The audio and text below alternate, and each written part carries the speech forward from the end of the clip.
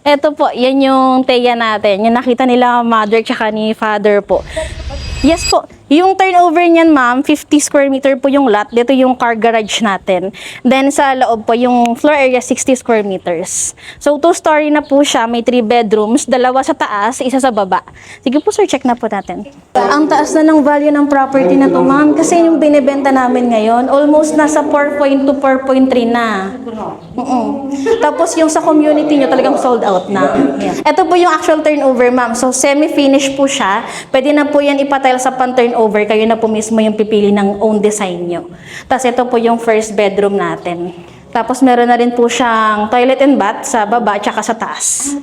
Opo. Tapos yung likod ng ganito rin dito. Opo, yung service area, sir.